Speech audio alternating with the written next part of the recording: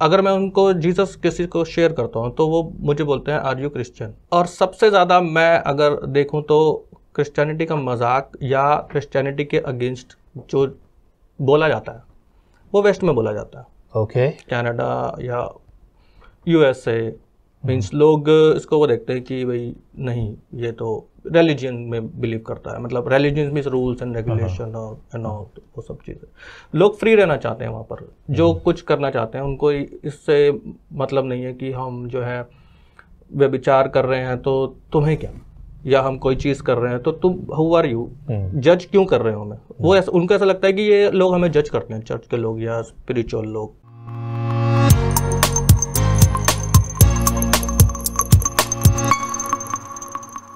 Praise the Lord, जय मसीह की। स्वागत है आपका एक और बार विजनरी रेडियो टीवी के इस खास प्रोग्राम जिसका नाम है let's talk today. Let's talk today में हमेशा बहुत सी बातें होती हैं और आज एक और गवाही जो बड़ी दूर से है। लेकिन उससे पहले आइए मुलाकात कराता हूं, हमारे बीच में गेस्ट हैं भाई ऋषभ देव। बहुत बहुत शुक्रिया। Praise the Lord. Praise the Lord. प्रभु आपको बहुत आशीष करे। आप अपनी गवाही देने के लिए कनाडा से भारत आए हैं वापस, है ना? ये आपका परिवार घर बार है। लेकिन कब से ये आपके दिल में था कि मैं अपनी गवाही के लिए भारत आकर इस तरह से अपने अनुभव को शेयर करूंगा?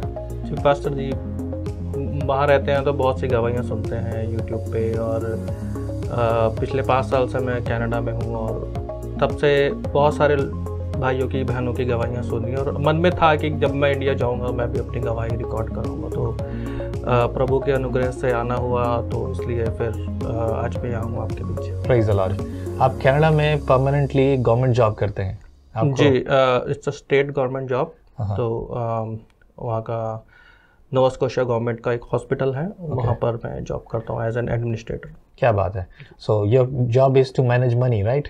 मनी भी है और to manage people as well. Okay, great, that's great.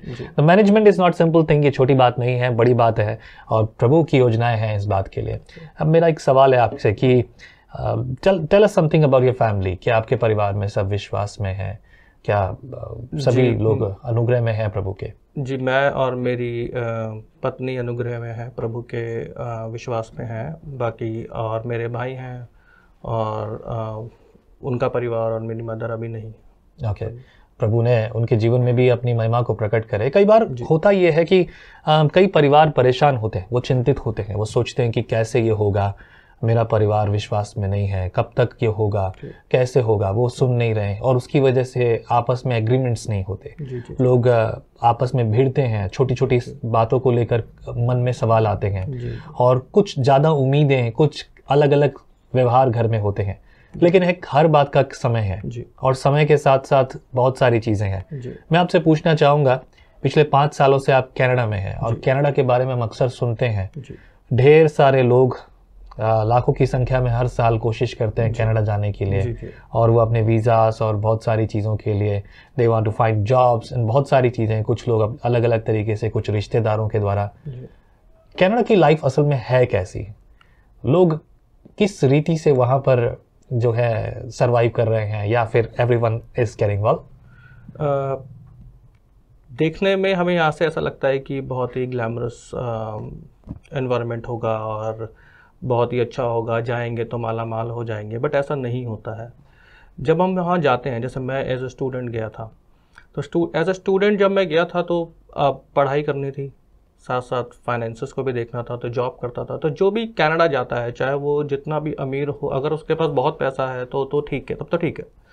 अगर एवरेज फैमिली से जा रहा है या फिर लोअर मिडिल क्लास से जा रहा है तो बहुत स्ट्रगल है। जॉब करनी पड़ती है, छोटी मोटी जॉब्स करनी पड़ती हैं, रेस्टोरेंट में जॉब करनी पड़ती है, स्टोर्स में जॉब करनी पड़ती है, अपनी फ़ीस देने के लिए, अपना खर्चा चलाने के लिए, प्लस आपको अपना खाना खुद बनाना पड़ता है। अब जिसको खाना नहीं बनाना आता वो प्रॉब्लम में आ जाएगा क्योंकि खाना बहुत महंगा है, और वो सारी चीज़ें मैनेज करनी पड़ती हैं। प्लस अकेला है आप, जैसे कोई लड़की जाती है, कोई लड़का जाता है 21-22 साल की उम्र में, अगर कोई जाता है तो वो अकेले हैं वहाँ पर, तो अपने डिसीजन मेकिंग करना, एवरीडे की चीज़ें करना, तो स्टार्टिंग में स्ट्रगल। मतलब मैच्योर आदमी होना चाहिए, बहुत काफी बुद्धि होनी चाहिए कि हर तरह की दुनियादारी को डील कर सके। मैच्योर वहाँ जाके हो जाता है इंसान। अच्छा।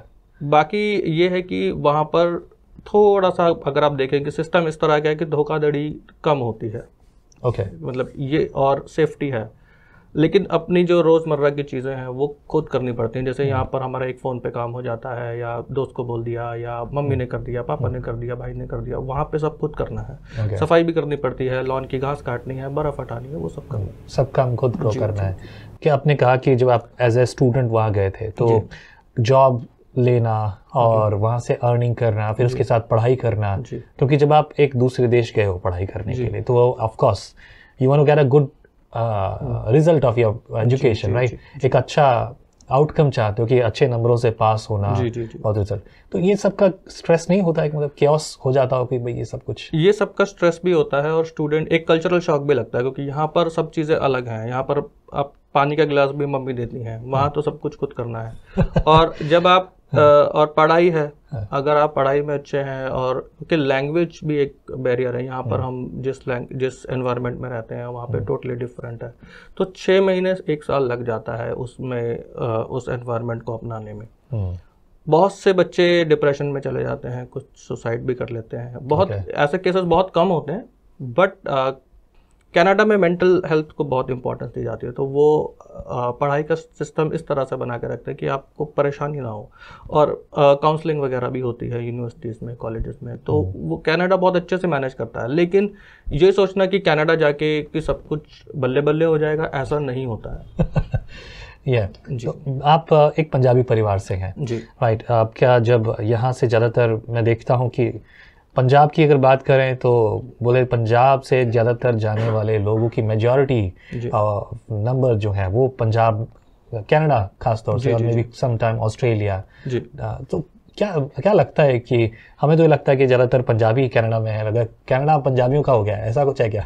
जी, ऐसा नहीं है। वहाँ पर गुजरात से भी लोग हैं, तमिलनाडु से हैं, और केरला से भी बहुत सारे लोग हैं।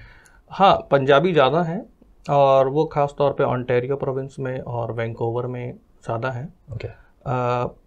बट अगर आप कंपेयर करें तो चाइनीज़ ज़्यादा हैं। Oh really? As compare to Indians. हमने तो कभी सुना भी नहीं ऐसा। ज़्यादा है। ओके, तो ये चाइनीज़ वहाँ ज़्यादा, अगर यही देखा जाए तो अभी कई जगहों पर नस्लीय हमला सुनने में आ रहा है, खासतौर से ऑस्ट्रेलिया, इंग्लैंड एंड अमेरिका में भी। और कई लोगों को तो यही नहीं पता कि कनाडा और अमेरिका, लोगों को लगता है कि एक ही है, लेकिन अलग अलग है। अगर हम बात करें इस तरह से तो नस्लीय हमले, भेदभाव कि तुम इंडियंस हो, ये हो, ये वो हो, वाइट स्किन, येलो स्किन, है ना, कई सारे शब्दों का इस्तेमाल करते हैं, गालियां बकते हैं, अंग्रेजी की गालियां भी हैं, यू नो व्हाट। तो ये सी चीज़ें अगर होती हैं तो आपने देखा, कभी आपने ऐसा महसूस किया हो? 1-2 इंसिडेंट्स देखे हैं, बट कनाडा में ये चीज़ बहुत कम है as compare to other countries. Canada के लोग बहुत ही सभ्य हैं, बहुत ही वेलकमिंग हैं, और वो उन्हें पता है कि they need us, they need immigrants, they need people. उनकी पॉपुलेशन बहुत कम है, तो उनको मालूम है कि बिना इसके हमारा काम नहीं चलेगा। ओह ग्रेट, ये तो अच्छी बात है, कम से कम ये तो है, इससे हमारा फायदा तो है। भारत अपनी जगह उस बात में है। Let's talk about the spiritual matters. मैंने सुना है, मेरी जानकारी के अनुसार गिडियंस ने अपनी मिनिस्ट्री जो है कनाडा में बंद कर दी है। गिडियंस इंटरनेशनल वो है जो कि नए नियम, नीले कलर के जो नए नियम हैं, उसमें कई बार नीति वचन और भजन संहिता भी शामिल होता है, और वो नए नियम एक बहुत बेहतरीन शुरुआत है लोगों के जीवन में परमेश्वर के वचन को बोने का, और बहुत आसान है। दुनिया भर के हिस्सों में जो गिडियंस की जो सेवा है वो बहुत सराहनीय है, और हजारों गवाहियाँ, लाखों गवाहियाँ हैं जो उस टेस्टमेंट, इस सेवकाई से हुई। मेरी जानकारी में वो वहाँ बंद कर दी गई है, वहाँ because of the LGBT community, lesbian, gayism और ये बहुत सारी वजह से। और चर्चेस भी अब नए अलग अलग, मतलब इनके लिए अलग ही चर्चेस हो गए हैं, बहुत सारी चीज़ें हैं। कभी कोई ऐसा पाला पड़ा है कभी आपकी जानकारी में, कभी आपको लगा है कि हाँ स्पिरिचुअल मैटर्स में दिक्कत है, ऐसा कुछ? जी, इस बारे में मुझे नॉलेज नहीं है कि गिडियंस ने अपनी मिनिस्ट्री बंद कर दी है या LGBT चर्चेस, इस बारे में मुझे अभी नॉलेज नहीं है। What do you think about if I ask you like the church, अभी चर्च का जो सिस्टम है, मैं जानता हूँ वहाँ पर कोरियन चर्चेज हैं, चाइनीज चर्चेज हैं, and of course Indian churches भी हैं, and English churches of course there because the Canadian churches.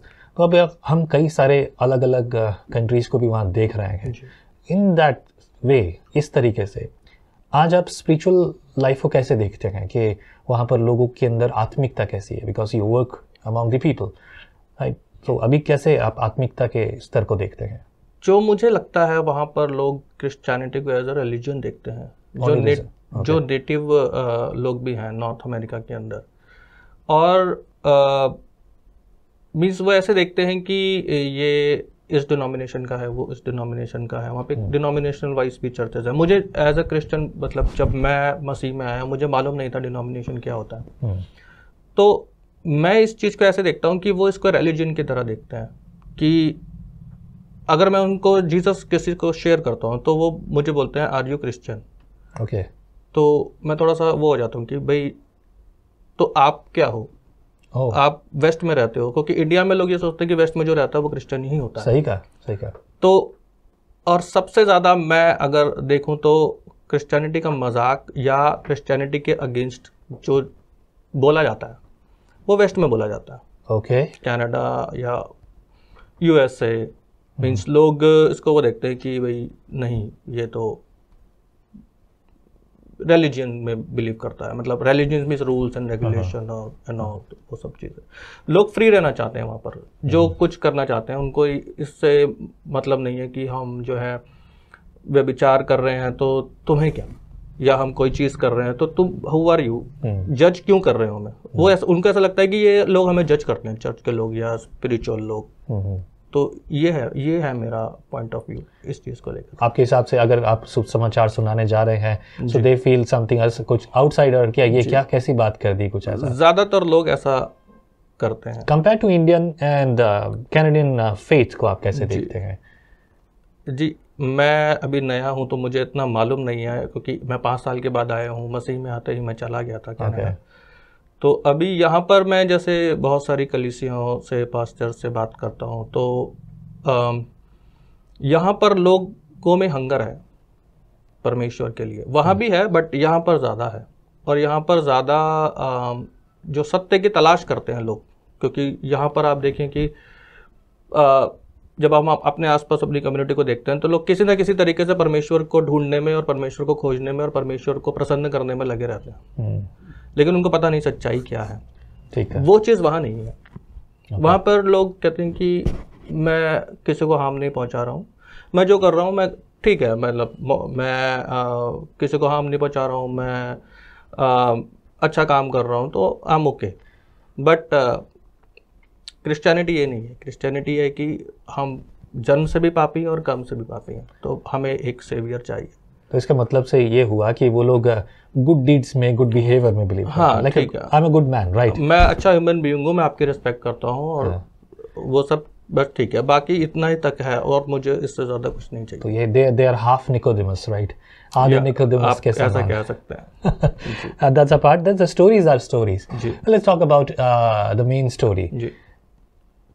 कैसे, कब आपके जीवन में जी उजाला आया, मसीह आया?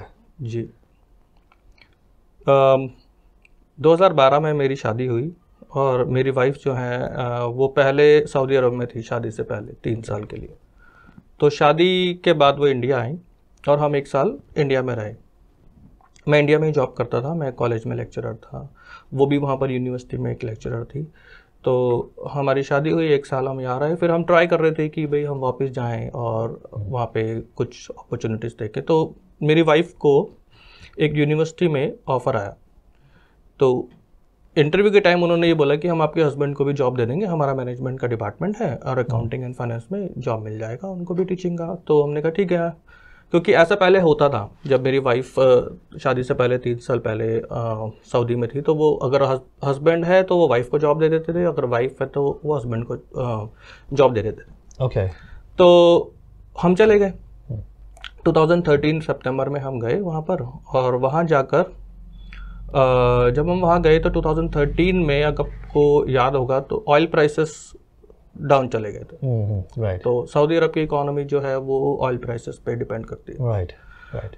तो बहुत नीचे चला गया था। तो उस टाइम पर उनकी इकोनॉमी को सेटबैक लगा और उन्होंने बहुत सारे प्रोजेक्ट्स बंद कर दिए, जो कि क्योंकि वहाँ सब प्रोजेक्ट्स गवर्नमेंट फंडेड होते हैं। ओके। गवर्नमेंट पैसा देती है एजुकेशन में, हेल्थ केयर में, सब चीज़ों में। तो उन्होंने बहुत सारे प्रोजेक्ट्स बंद कर दिए। तो मैं यूनिवर्सिटी जाता था कि उनसे मिलता था, तो वो बोलते थे कि जब मैं वहाँ गया तो उन्होंने बोला कि हम accountancy and finance subjects Arabic में पढ़ाते हैं, ओके, इंग्लिश में नहीं पढ़ाते हैं, लेकिन हम शुरू करने वाले हैं 6 मंथ्स में। तो मुझे शौक लगा कि ऐसा कैसे कि आप मेडिकल और इंजीनियरिंग जो है वो इंग्लिश में पढ़ाते हैं, बट आप फाइनेंस एंड अकाउंटिंग जो है वो अरबिक में पढ़ाते हैं, जो कि मैं नहीं पढ़ा सकता। Okay, right. तो मुझे लगा ठीक है, वो 6 महीना वेट करते हैं और ये शुरू करेंगे और फिर मुझे बुलाएंगे। इसी बीच मेरी वाइफ को घुटनों में दर्द हुआ। She was young, she is young, right.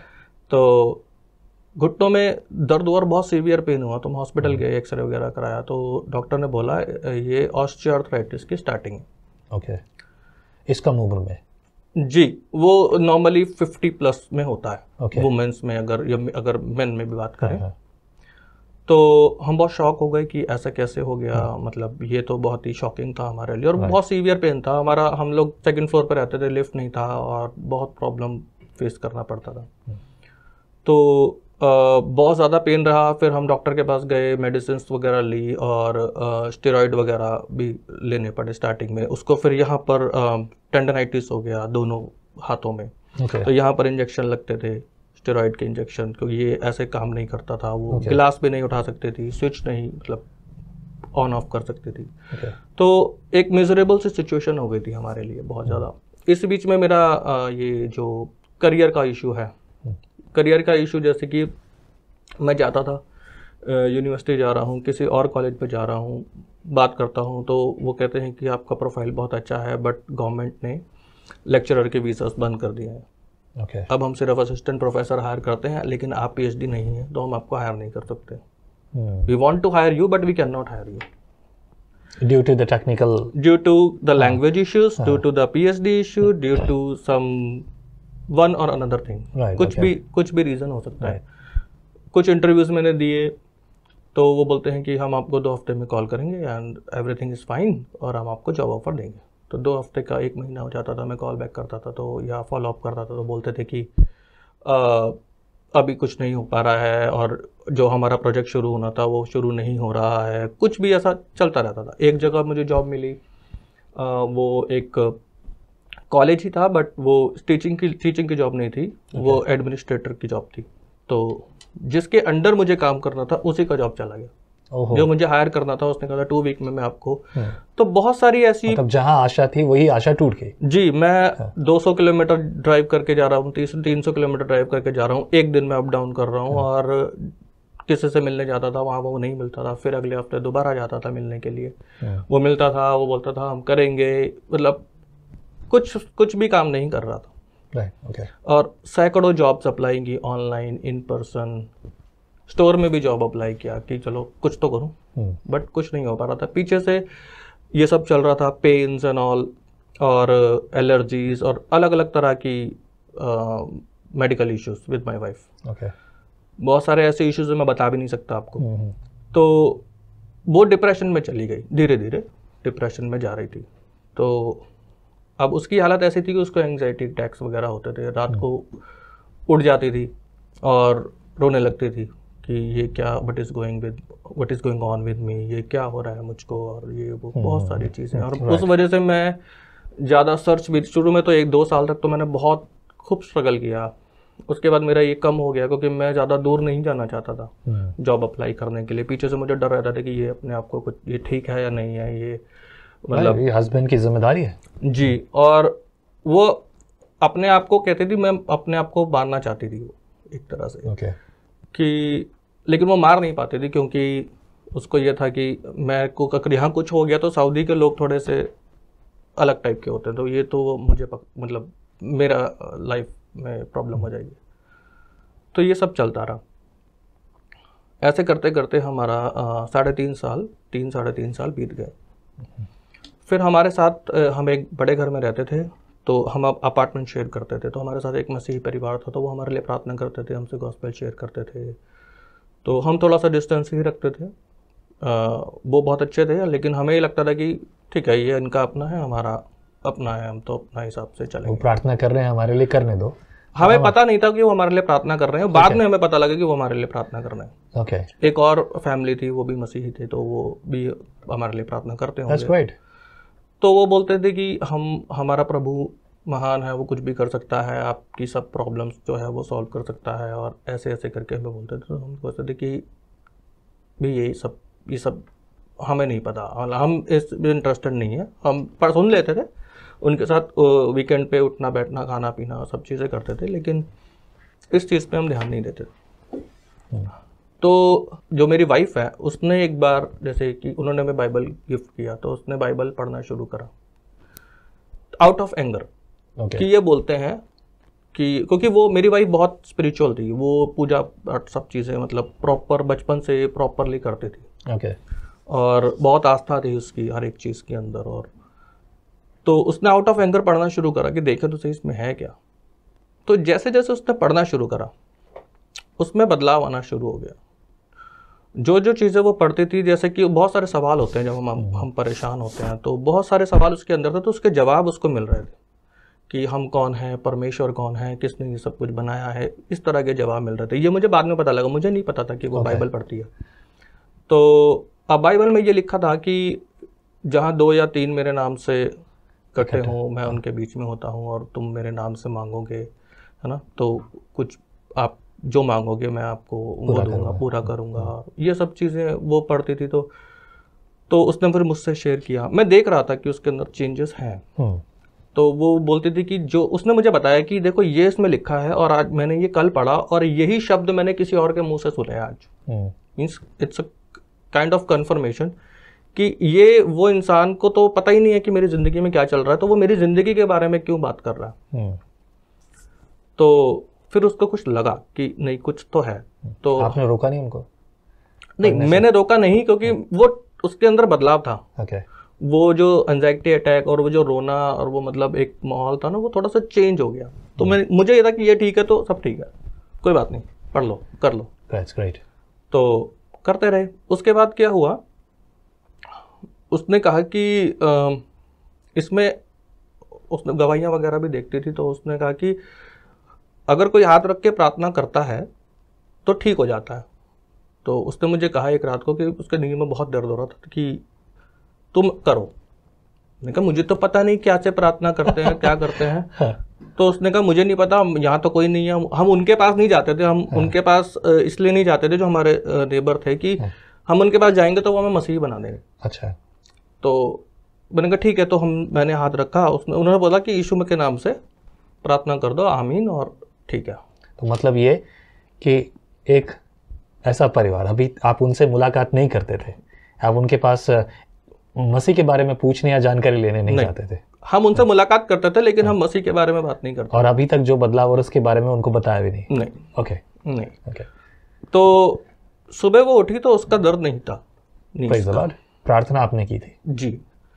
तो हमें कुछ लगा कि नहीं, मतलब एक अंदर से लगता ना कि ये क्या था, मतलब हम लोग 3 साल से इस चीज़ को झेल रहे हैं और ये सब। तो फिर हमने सोचा कि चलो ठीक है, प्रार्थना, अब हम प्रार्थना कैसे करें, हमें प्रार्थना करना नहीं आता। तो हम वहाँ से इंडिया फ़ोन करते थे प्रेयर टावर में, इधर उधर, कि हम आपके साथ प्रार्थना करना चाहते हैं, हमें प्रार्थना करना सीखना है। तो हम वो करते थे, लेकिन वो भी क्योंकि टाइमिंग का डिफरेंस है और वो बहुत सारे टेक्निकल इश्यूज थे, तो हमने थोड़ा टाइम तो वो किया, लेकिन हमें अब और जानना था। तो फिर फाइनली हम उनके पास गए। हमने बोला कि आप जब प्रार्थना करते हो हम आपके साथ बैठ जाएंगे। तो वहाँ पे फ्राइडे सैटरडे ऑफ होता है, फ्राइडे सैटरडे वीकेंड होता है, तो हम फ्राइडे को बैठते थे उनके साथ। तो जैसे जैसे हम उनके साथ वैसे बैठने लगे तो हमारे अंदर बदलाव आने लगे। हम लोग मैसेज सुनते थे, वर्शिप करते थे। अब सऊदी अरब में सब कुछ ओपन तो होता नहीं है, तो हम एक कमरे में बैठ के सब कुछ सील करके फिर करते थे वहाँ पर। तो एक दिन की बात है, हम लोग प्रार्थना करके जब एंड में प्रेयर हुई, तो प्रेयर के बाद मैं तो उठ गया, सब लोग उठ गए, मेरी वाइफ ज़मीन पे ही बैठी हुई थी। तो वो थोड़ा सा कांप रही थी। तो मैंने पूछा उसको भी क्या हो गया, मैं थोड़ा डर गया। मैंने कहा क्या हो गया, तो वो ऐसे कांप रही थी। तो मैंने उसको बोला क्या हुआ, तो वो बोलती कि मुझे बहुत ज़्यादा रोशनी दिखी। Praise the Lord. तो मैंने कहा तुम्हें डर लग रहा है? कहती हाँ। मैंने कहा कि वैसा वाला डर नहीं लग रहा, मतलब उसको एक सुपरनेचुरल एक्सपीरियंस हुआ कि जैसे किसी ने ऐसे हाथ रखा उसके सर पे ऐसे करके, और रोशनी है। तो वो वो सोच रही थी, वो डाउट कर रही थी कि ये रोशनी है, ये शायद ट्यूबलाइट की है या बाहर सूरज की रोशनी है। तो वो मुंह जिस तरफ भी करती थी वो रोशनी उसी तरफ मूव हो जाती थी, आंखें बंद थी। ओके। तो उसके बाद उसको जब मैंने देखा तो उसके बाद से जो भी उसको कोई देखता था उसको, तुझे क्या हुआ है, तेरा फेस इतना ग्लो क्यों कर रहा है। तो अब बाद में हमें पता लगा कि पवित्र आत्मा ने छुआ उसको। क्या बात है, हालेलुया। पहले हमें नहीं पता था पवित्र आत्मा क्या होती है और ये। तो फिर उसके बाद हमने समझ में आ गया कि क्या सच्चाई है, कि यहाँ पर कुछ है जो हमें सुन रहा है, देख रहा है और रिस्पॉन्ड कर रहा है, जो कि पहले नहीं होता था कभी भी।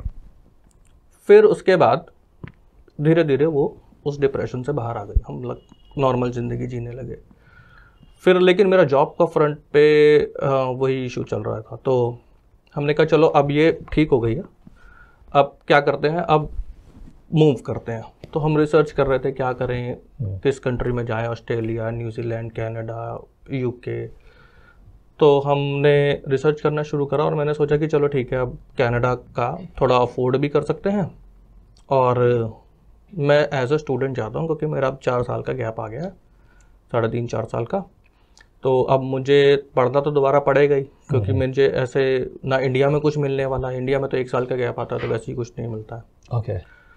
तो मेरा ऐसा कोई ख्वाब नहीं था कि हाँ मुझे कनाडा जाना है या मुझे, तो बट हमने ट्राई किया कि चलो यहाँ आए, यहाँ से मूव करते हैं। क्योंकि 3 साल अगर कोई इंसान, कोई आपको पता ही है, मेल अगर घर पे बैठा हो तो उसके ऊपर डायरेक्टली इनडायरेक्टली कुछ कई तरह की बातें हैं, बहुत सारी बातें हैं वो। तो हाँ, तो हमने सोचा कि चलो ठीक है मूव करते हैं, और जहाँ भी जाएंगे मैं पहले मूव करूँगा और 1 साल के बाद या 1.5 साल के बाद आप आ जाना, क्योंकि अब फाइनेंसेस भी चाहिए। तो वो तो जॉब कर रही थी वहाँ पर। तो मैंने कहा मैं मूव करता हूँ, उसके बाद आप आ जाना। तो मैंने कनाडा में एक एडमिशन लिया अपना और एक वीज़ा अप्लाई किया। मेरा वो वीज़ा रिजेक्ट हो गया। तो जब मेरा वो वीज़ा रिजेक्ट हुआ तब मेरा मतलब मैं बिल्कुल ज़मीन पर आ गया।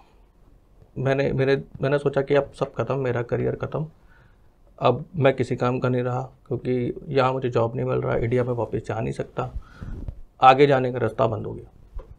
मैंने कंसल्टेंट्स और एडवोकेट से बात करी कि भाई कुछ हो सकता है क्या। तो उन्होंने बोला आपकी एज ज़्यादा है और आपका करियर गैप है, तो आपका तो वीज़ा नहीं लगेगा, आपकी वाइफ का लग सकता है। तो मैंने कहा वाइफ का अगर लगेगा तो हम फाइनेंसेस कैसे वो करेंगे, कि भाई अगर वो पढ़ने जाती है तो हम फाइनेंसेस कैसे मैनेज करेंगे, क्योंकि हमारे पास इतने फाइनेंसेस थे कि हम एक जा सकता है पहले, दूसरा थोड़ा रुक के आएगा, वो गैप जो फाइनेंस का गैप है वो पूरा करने के बाद आएगा। तो हर साल हम इंडिया आते थे छुट्टियों में, जून जुलाई में।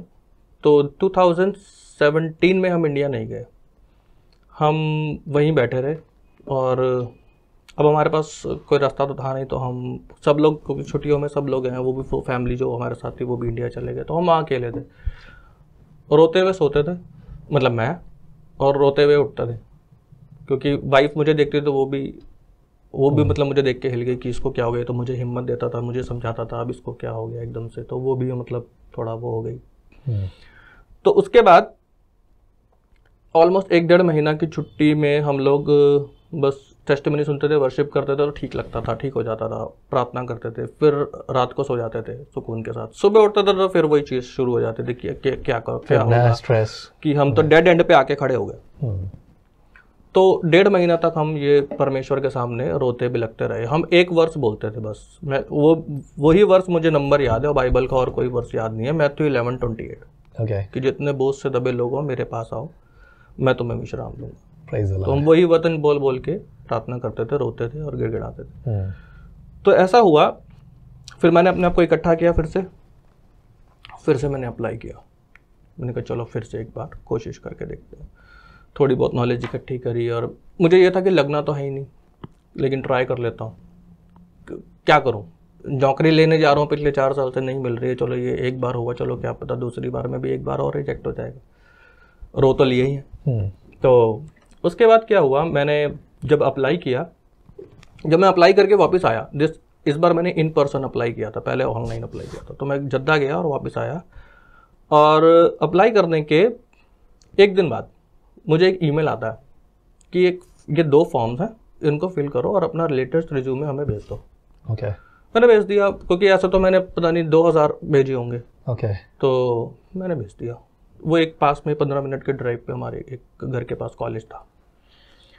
तो जैसे ही मैंने भेजा 15 मिनट के बाद एक और ईमेल आता है, क्या आप कल इंटरव्यू के लिए आ सकते हैं? तो ठीक है, चले लेते हैं इंटरव्यू। तो मैंने बहुत सारे दिए हैं। मेरे कपड़े सेट होते थे। ये वाली शर्ट 4 साल तक मैं वही शर्ट पहनता था, वही पैंट पहनता था और वही जूते पहन के इंटरव्यू देने जाया करता था। ओके। तो मैंने कहा ठीक है, कपड़े रेडी हैं, पहना, चला गया।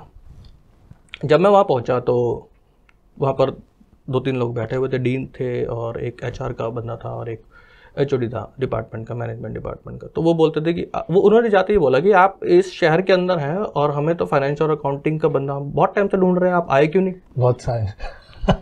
मैंने बोला, मैंने कहा ये रिज्यूमे आपके पास कहाँ से आया, आपने मुझे कैसे कांटेक्ट किया? कहते ये तो पुराना है। मैंने कहा ये 4 साल पुराना है, आपने मुझे ये देख कर लिया, इसका मतलब मैं आया यहाँ पर और मैं फॉलो अप करने भी जाता था वहाँ पर। तो मुझे ये कहा जाता था कि हम शुरू करेंगे, अभी नहीं करा। तो उसके बाद तो मैं आया ही नहीं, क्योंकि हम लोग तो फिर अपने दुखों में खोए हुए थे पिछले 1 साल। राइट। तो वो बोलते हैं कि ठीक है, कोई बात नहीं, आप आ जाओ, जॉब ले लो। मैं हैरान हो गया। मैंने कहा जी ऐसे कैसे जॉब ले लो, मैं यहाँ पर हूँ डिपेंडेंट वीज़ा पे, मैं टेक्निकली वर्क नहीं कर सकता, मुझे एग्जिट लगानी पड़ेगी, वापस जाना पड़ेगा और फिर से वीज़ा लगा के वापस आना पड़ेगा, इसमें 1.5-2 महीने का टाइम लगेगा। कहते नहीं, हमें तो बंदा तुरंत चाहिए। मैंने कहा ये तो फिर पेपर, ये तो रूल्स है। वो कहते ये हम देख लेंगे, आप बस आ जाओ कल से। मतलब मैं उनको रीज़न दे रहा था, नॉट टू हायर मी, कि भाई मैं काम नहीं कर सकता हूँ, मैं काम नहीं करूँगा। क्योंकि सऊदी अरब के अंदर आप यहाँ की तरह नहीं है। सऊदी अरब के अंदर अगर आप कानून के खिलाफ नहीं जा सकते। तो जो HR का बंदा था उसने कहा कि वो मेरी प्रॉब्लम है, मैं देखूंगा। क्योंकि सऊदी लोग जो HR का बंदा था वो सऊदी था, तो सऊदी लोग कुछ भी कर सकते हैं, मतलब वो कुछ भी करा सकते हैं। हाँ, उनके पास। तो मुझे लगा कि ये तो अचंभा सा हुआ कि ये तो लगता है कि ये फ्रॉड है। तो मैं उनको रीज़न दे रहा था, मुझे हायर मत करो।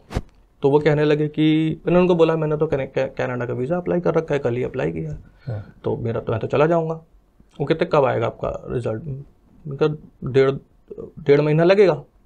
तो कह रहे ना ठीक है, 1.5 महीने बाद डिसाइड कर लेना, आप कल से आ जाओ। ओके। मैंने कहा मैं सैलरी, मैंने कहा चलो सैलरी मांग देखते हैं। तो मैंने सैलरी उनको बोली, मैंने कहा 8,000 रियाल्स, सऊदी रियाल्स। तो बोले नहीं, हम आपको 15,000 देंगे। वाह। तो मैंने उनको बोला, मैंने कहा मेरा अकाउंट नहीं खुल सकता यहाँ पर, आप मुझे सैलरी कैसे दोगे? कहते आपके वाइफ के अकाउंट में जमा करा देंगे। मैंने कहा वो भी नहीं हो सकता, क्योंकि यहाँ पे सब चीजें ओपन है, मेरी वाइफ जितना कमा रही है उससे ज्यादा अकाउंट में जाएगा तो प्रॉब्लम में आ जाएगी। कहते आपके इंडिया के अकाउंट में जमा करा देंगे। मतलब मैं उनको रीजन दे रहा था एक के बाद, नॉट टू हायर मी, कि मुझे नौकरी पे मत रखो। मुझे डर लग रहा था, क्योंकि मैं अगर पकड़ा गया तो मैं तो प्रॉब्लम में आ जाऊंगा, मेरी वाइफ यहाँ अकेली है ना, वो लोग मुझे डिपोर्ट कर देंगे या कुछ भी है। तो या कल को मुझे फ्यूचर में कहीं और वीजा लगाना है, अगर मेरा यहाँ पर कुछ पुलिस में कोई चीज़ आती है तो मुझे प्रॉब्लम हो सकती है ना, कल को मुझे इमिग्रेशन करना है ना, उसके लिए पुलिस क्लियरेंस चाहिए होता है। तो वो लोग कहने लगे कि हम आपकी सैलरी इंडिया में भेज देंगे। मैंने कहा मुझे टाइम दो सोचने का। तो मैं ये बोल के आ गया। तो जैसे ही मैं घर पहुंचा, पीछे मेरे को एक ईमेल आ गया और कि ये ऑफर लेटर है, इसको साइन करके भेज दो और कल से आ जाओ। और जैसे ही ऑफर लेटर के ईमेल आया वैसे ही फ़ोन आ गया कि हमने भेज दिया, आप साइन करके इसको प्रिंट लेके भेज दो। मैं मार्केट में खड़ा हूँ प्रिंट लेने के लिए। तो मैं इधर उधर फ़ोन लगा रहा हूँ सबको, जितने मेरे दोस्त हैं, जानकार हैं कि भाई क्या करूँ, ये तो फ्रॉड लग रहे हैं मुझे, मैं तो पकड़ा जाऊँगा ये। तो फिर फाइनली मैंने कहा कि चलो ठीक है देखते हैं। मैंने साइन करके भेज दिया। नेक्स्ट डे से मैं चला गया। उनकी एक ही रिक्वायरमेंट थी, उनको कहते टाई लगा के आना है बस, आपको हमारे यहाँ मैंडेटरी टाई है, कहते टाई लगा के आ जाओ। ठीक है। तो ठीक है, मैंने कहा ठीक है, टाई है मेरे पास, 2-4 और ले ली। तो मैं नेक्स्ट डे से जाने लगा। तो मुझे ठीक लगने लगा, पैसे मिल रहे हैं और बहुत अच्छे पैसे मिल रहे थे कि चलो भाई परमेश्वर ने प्रार्थनाओं का जवाब दे दिया। हम प्रार्थना क्या करते थे? हम प्रार्थना ये करते थे कि परमेश्वर हमारी सिचुएशन बदल, या तो हमें वापस लेके जा या हमें आगे लेके जा, और जो ये मेरे माथे पे लिखा है कि मैं यहाँ पर आया हूँ और मुझे नौकरी नहीं मिली, इसको तो दूर कर। तो मुझे लगा कि वो वाली बात का परमेश्वर ने आंसर कर दिया कि जो मेरे माथे पे लिखा गया है कि तू यहाँ पे आया और तुझे नौकरी नहीं मिली, मतलब क्या कहेंगे आप इस बात को, ये आपकी सामर्थ्य से मिला ना, या ना, परमेश्वर के अनुग्रह से? नहीं, मैं तो उनको ये बोल रहा था कि मुझे आप हायर मत करो। हाँ। लेकिन लिखा है, ये तो बाद में हमें पता लगा कि लिखा है कि जो दरवाजा मैं खोलता हूँ उसे कोई बंद नहीं कर सकता और जो बंद करता हूँ उसे कोई खोल नहीं सकता। तो हमें बाद में पता लगा ये बात। तो ठीक है, हमने कहा चलो ठीक है, सब कुछ हो गया, अब ठीक है, भाई भी ठीक है, मुझे भी जॉब मिल गया, तो अब ऑल सेटल है, सब ठीक है, अब कनाडा जाने की जरूरत नहीं है। लेकिन 1.5 महीने बाद वीज़ा भी आ गया। तो कहा ये क्या हो गया कि वीज़ा आ गया, तो अब क्या करूं? अनएक्सपेक्टेड, क्योंकि मुझे तो ये एक्सपेक्टेशन थी ना, क्योंकि वकील ने मना कर दिया था कि आपका तो लगेगा ही नहीं।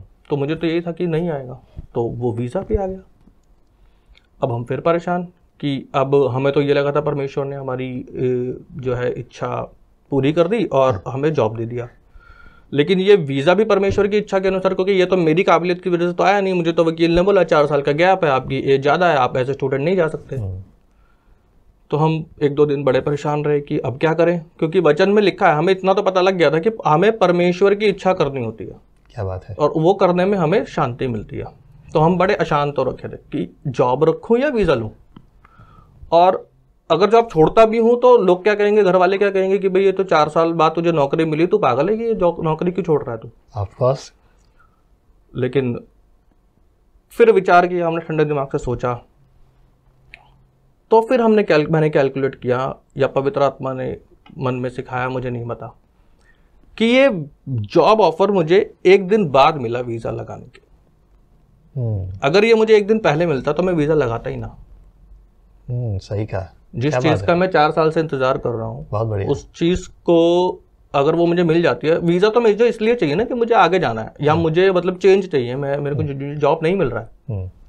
तो जब जॉब मिल गया तो वीजा लगाता ही ना मैं। तो फिर समझ में आया कि नहीं, परमेश्वर का वचन कहता है कि मेरे विचार और तुम्हारे विचार में जमीन आसमान का फर्क है। तो परमेश्वर ने वो चीज़, जो मुझे जॉब नहीं मिला, मैं परमेश्वर को बोलता था कि मुझे जॉब नहीं मिला, यहाँ पे आके मुझे काम नहीं मिला, तो ये चीज़ मुझसे दूर कर। तो परमेश्वर ने वो भी कर दिया। सही कहा। और आगे भी ले गया। दोनों ही बात, यहाँ की नाम धराई भी खत्म। हाँ। और वहाँ के लिए भी रास्ते खोल दिए। हाँ। क्या बात है। तो मैंने रिजाइन कर दिया। 20 सितंबर को मैंने ज्वाइन किया था और 1.5 महीने बाद मैंने रिजाइन कर दिया, और 20 दिसंबर मेरा लास्ट डेट था। मैंने 3 महीने काम किया वहाँ पर। ओके। तो प्रॉब्लम्स इतनी ज़्यादा नहीं हुई। घर वालों ने कहा ठीक है अभी तुम्हारी जो मर्जी, तुम्हें कनाडा जाना तुम कनाडा जाओ। हाँ। लेकिन फिर शुरू से शुरू करना पड़ेगा, पढ़ना पड़ेगा, ये वो, यहाँ तो नौकरी है और अच्छे पैसे मिल रहे हैं। हाँ, ये भी कि थोड़ा वाइज डिसीजन नहीं लग रहा है, क्योंकि यू लूजिंग अ जॉब जो जिसके लिए तुम 4 सालों से इंतजार कर रहे हो। हाँ, और ये बहुत डिफिकल्ट है, मतलब वाइफ को अकेले छोड़ना और जाना, क्योंकि मुझे एग्जिट पे जाना पड़ता, मैं ऐसे नहीं जा सकता था वहाँ से। तो मैं 20 दिसंबर 2017 को इंडिया आया 10 दिन के लिए, और 31 दिसंबर 2017 को मैं कनाडा आ गया, और 1 जनवरी 2018 को मैं कनाडा लैंड हो गया। फिर जब मैं लैंड हुआ तो मुझे रियलाइज़ हुआ कि यार मैं वापस नहीं जा सकता अगर मेरी वाइफ को कुछ प्रॉब्लम हो या कुछ हो, क्योंकि तब तो ठीक है कि हाँ मैं जा रहा हूँ, फिर वो आ जाएगी 1 साल के बाद, लेकिन जब आप एक्चुअल में ये चीज़ इम्प्लीमेंट करते हो तो आपको अंदर से एक डर लगता है कि यार हम अलग अलग हैं और ये है और वो है, तो थोड़ा तो वहाँ पहुँचने की खुशी के साथ साथ एक डर भी है जी, कल्चरल शॉक भी लगता है एक है। तो और दूसरा ये कि सिंगल इंसान अगर जा रहा है, अनमैरिड है, तो उसके लिए थोड़ी चीज़ें अलग होती हैं, लेकिन अगर आपकी फैमिली है, आपकी वाइफ है, स्पाउस पीछे है, तो आपको अलग तरह की, मतलब फिर लगता है कि यार कब आएंगी। तो हुआ ये कि हमने अपनी कैलकुलेशन के अकॉर्डिंग तो ये प्लान किया था कि वो 1 साल तक काम करेगी और फिर 1 साल के बाद आएगी, ताकि फाइनेंशियल बैकअप रहे। राइट। लेकिन जब हमने कैलकुलेशन किया, जब मैं वहाँ पहुँचा जनवरी में, तो हमने ये पाया कि वो जो 3 महीने मैंने काम किया, उससे जो मुझे सैलरी आई वो गैप पूरा हो गया। क्या बात है। तो हमने सोचा कि ये तो गैप पूरा हो गया। क्या बात है। ये जो पूरी एग्जैक्ट अमाउंट मुझे मिला, में जो 1 साल की मेरी फीस थी वहाँ पर कनाडा के अंदर। हाँ। तो मैंने अपनी वाइफ का वीज़ा उसी महीने में अप्लाई कर दिया। तो प्लान ऑफ गॉड, परमेश्वर ने वो सारी बातों के लिए रास्ते खोल दिए। मेरा प्लान नहीं था, हमारी प्लानिंग तो 1 साल बाद की थी, लेकिन अब जनवरी लास्ट में मैंने वीज़ा अप्लाई किया, और वीज़ा आने में ऑलमोस्ट 90 डेज लगते थे उस टाइम पे। तो और मेरी वाइफ को 15 मार्च तक ये डिसाइड करना होता था, क्योंकि जून में छुट्टी होती थी। तो वो कहते थे कि आप 15 मार्च तक ये बता दो कि आप नेक्स्ट सेशन में कंटिन्यू करोगे या आप रिजाइन करोगे। तो एक फॉर्म फिल करना होता था। तो 15 मार्च तक हमें फैसला लेना था कि वो जॉब छोड़ रही है अपनी या नहीं छोड़ रही है, क्योंकि नेक्स्ट सेशन के लिए हमारा कॉन्ट्रैक्ट रिन्यू होता था। तो 15 मार्च आ गया। तो 15 मार्च आने के बाद तब तक वीज़ा नहीं आया था, क्योंकि वीज़ा लगाए 1.5 महीने ही हुआ था। तो मेरी वाइफ ने अपने डीन को बोला कि तो मुझे थोड़ा सा टाइम और दो, मैं वेट कर रही हूँ डिसीजन का। तो 1 वीक का टाइम और मिला उसको। और एग्जैक्ट 1 वीक फिनिश होने से 1 दिन पहले उसका वीज़ा भी आ गया। Praise the Lord। और नेक्स्ट डे, और जब उसका वीज़ा, वो फुट कर रोने, लोग खुश होते हैं, फुट कर रोने लगे कि क्योंकि अगर कॉन्ट्रैक्ट रिन्यू होता तो उसको फिर 1 साल रहना पड़ता वहाँ पर, क्योंकि इन बिटवीन द ईयर अगर आप रिजाइन करते हो तो वो बहुत प्रॉब्लम करते हैं आपको क्लियरेंस देने में। और तो वो वीज़ा भी आ गया और नेक्स्ट डे उसने रिजाइन कर दिया। उसके बाद मुझे पता लगा कि वो जो कॉलेज था जिसमें मुझे जॉब मिला था, वो मेरे जॉब छोड़ने के 4-5 महीने के बाद बंद हो गया। तो अगर मैं उस कॉलेज में रहता तो मैं फिर बेरोजगार हो जाता। और वो नहीं, वैसे वाले बहुत सारे कॉलेजेस पूरे कनाडा में, पूरे सऊदी अरब में बंद हो गए थे।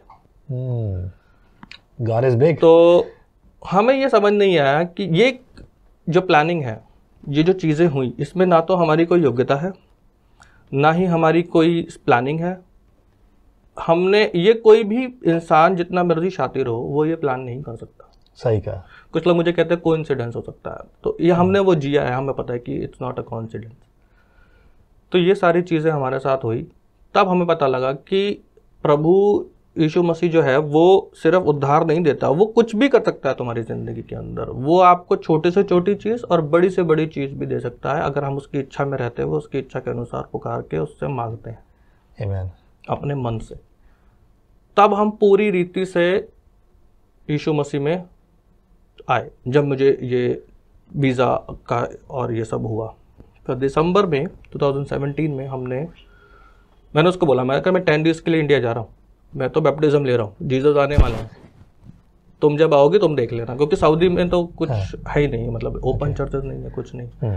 तो फिर हम, जो फैमिली हमारे साथ थी, उन्होंने फिर अरेंज कराया। तो हमने सऊदी के अंदर अंडरग्राउंड चर्च में बैप्टिज्म लिया दोनों ने साथ में। तो उसने बोला नहीं, मैं साथ में लूँगी, जीसस आ गए तो मतलब मैं भी साथ में जाना चाहती। तो मतलब ये कि जहाँ पर शुभ समाचार को लेकर बहुत ज़्यादा विरोध है, जहाँ मतलब बहुत बड़ी समस्याएं हो सकती हैं, वहाँ पर परमेश्वर ने आपको चुना। जी। और वहाँ पर संगति ऐसे, मतलब बहुत, आप अपने घर में अपना फेथ तो प्रैक्टिस कर सकते हो, लेकिन आप संगति नहीं कर सकते। तो वहाँ पर फिर हमारे लिए अरेंज कराया गया, क्योंकि वहाँ पर अगर आप, वो इस चीज़ को कन्वर्जन बोलते हैं कि आप धर्म परिवर्तन कर रहे हो, भले ही आप किसी और धर्म से किसी और धर्म में जा रहे हो, ये मैटर नहीं करता। अगर आप ऐसा कर रहे हो, पकड़े गए, तो कॉन्सिक्वेंसेस हो सकते हैं आपके साथ। बट लेकिन उस वक्त तो हम पूरा फायर पे थे हम लोग, कि चाहे जो हो जाए, जो मर्जी हो जाए, हमें तो यीशु मसीह के साथ ही मतलब रहना। तो उस वक्त तो हमने बैप्टिज्म लिया, फिर मैं इधर आया और फिर 6 महीने के बाद मेरी वाइफ आ गई। परमेश्वर ने अद्भुत रीति से आपके जीवन में एक बड़े बदलाव को दिया। आपकी पत्नी को एक ऐसी बीमारी जो कि बुढ़ापे में होती है, तो जवानी के बहुत अर्ली स्टेज में ऐसा हुआ, वहां भी प्रभु ने चमत्कार किया उस व्यक्ति के द्वारा जिसको खुद को पता नहीं है कि यीशु कौन है। जी। आपने प्रार्थना की है वहां पर। राइट। मैं हमेशा लोगों को ये कहता हूं कि प्रभु परमेश्वर ने हम सबको बराबर अधिकार दिया है। जी। उसने लिखा, वचन में लिखा है कि परमेश्वर ने जगत से ऐसा प्रेम किया, उसने अपना इकलौता पुत्र दिया ताकि जो कोई उस पर विश्वास करे वो नाश ना हो, अनंत जीवन पाए। ये जो अनंत जीवन पाने का जो अधिकार है वो हर एक उस व्यक्ति को मिला जिसने विश्वास किया। पर अभी तक तो आपको यीशु पे विश्वास भी नहीं है। ये विश्वास आपकी पत्नी का है कि कोई भी प्रार्थना करे और उसके द्वारा वो चंगाई पाएगी, उन्होंने पाई। Right. Now you went to the country that you desired. आपने जिस देश के लिए इच्छा रखी कि मैं यहाँ जाकर काम करूं या व्यवस्थित रहूं, वो सब हो गया। जी। राइट। वो कॉलेज भी सिर्फ आप ही के लिए था। 8,000 आपने मांगा, आपको 15,000 मिला। Right. Double then plus. Right. क्या बात है। As a blessing of God. भरोसा जो रखते हैं परमेश्वर पर, उन्हें परमेश्वर बड़े अद्भुत और उत्तम रीति से इस्तेमाल करता है। व्हाट डू थिंक अबाउट, बहुत सारे लोग अभी तक यही सोचते रहते हैं, सऊदी के लिए लोग जाना चाहते हैं बिकॉज लोग सोचते हैं कि हमारे पास पैसा हो जाएगा, पैसे की व्यवस्था बन जाएंगी, लोग सोचते हैं कि हम यहाँ पर हैं या वहाँ पर जाएंगे तो ये सब बातें होंगी, ऐसी चीज़ें होती हैं। क्या लगता है आपको कि ये सब चीज़ें सही हैं? देखिए, बाहर जाने में या पैसा कमाने में कोई बुराई नहीं है, राइट, लेकिन हमें ये भी देखना चाहिए कि स्पिरिचुअल फ्रंट पे कि अगर कोई मसीही है, अगर वो जाना चाहता है, परमेश्वर की इच्छा क्या है, वो क्या करना चाहता है। मैंने परमेश्वर से ना नौकरी मांगी, मैंने ना कनाडा मांगा, मैंने कुछ नहीं मांगा। मैंने उसको बोला कि हमारी सिचुएशन बदल, जितने भी बोझ से दबे, मैंने अपना बोझ रोज उस पर डालना, मतलब रोज डालता था मैं बोझ की, परमेश्वर मेरा बोझ उठा, मेरे ऊपर ये बहुत हैवी है, मैं यहाँ पर आया, मुझे काम नहीं मिला, मेरे सामने डेड एंड है, हमारी सिचुएशन बदलो, हमारी सिचुएशन बदलो, और रोज डालता था। तो सिचुएशन बदल गई। और वो कैसे बदली, वो स्टेप्स और वो सब टेक्निक्स, वो मैंने कुछ डिसाइड नहीं किया, वो परमेश्वर ने डिसाइड किया। क्या खूबसूरत बात है। This is the blessing of God. Now what about you and your wife? अभी आप लोग दोनों सेटल हैं वहाँ कनाडा में। जी। Now you working as a government employ, right, to the Canadian government. तो आपको परमानेंट वीजा, वहाँ नागरिकता मिल गई है आपको? जी, मैं अभी परमानेंट रेजिडेंट हूँ और नागरिकता के लिए मैं एलिजिबल हूँ। अब जाके बस अप्लाई करना, कभी भी अप्लाई करके then you can get it, right. प्रभु आपके जीवन में कार्य करे। Let me tell you the truth, you know, विश्वासी गण जो प्रभु से मांगेंगे विश्वास से, विश्वास करने वाले के लिए परमेश्वर अद्भुत अद्भुत काम करता है। टुडे आई बिलीव, आज आपने इस अनुभव से जो भाई ने शेयर किया है, आपने सीखा है। मैं आपको प्रेरित करूँगा, यदि आपके मन में बोझ है, आप अपनी गवाही शेयर करने के लिए जो है आप भी आ सकते हैं। अपने जीवन में जो परमेश्वर से आपने पाया उसके बारे में आप भी आकर बात कर सकते हैं। Share what God has done in your life. परमेश्वर ने जो आपके जीवन में किया है उसे बताएं। हम कोई चार्जेस नहीं लेते, बट ऑफ कोर्स टाइम ज़रूर है, डिस्टेंस ज़रूर है, आपको जयपुर आना होगा। प्रभु आपके जीवन में कार्य करे। यदि प्रभु आपके मन में बोझ डाले इस सेवकाई के लिए, अपने दान दशमांश एंड ऑफरिंग शेयर करने के लिए, देन यू आर वेलकम। नीचे लिखे नंबर पर आप हमें फ़ोन पे, गूगल पे, पेटीएम से भेज सकते हैं। नीचे अकाउंट डिटेल्स भी हैं। यदि आपके मन में प्रभु बोझ दे तो ही, अदरवाइज नहीं। प्रभु आपके जीवन में कार्य करे। स्वागत है जय मसीह की। जय मसीह की। आप डाउनलोड कीजिए विजनरी रेडियो और सुनिए 24 घंटे 7 दिन बाइबल मैसेज, वर्शिप सॉन्ग और बहुत सारी गवाहियाँ और भी बहुत कुछ। तो डाउनलोड कीजिए विजनरी रेडियो।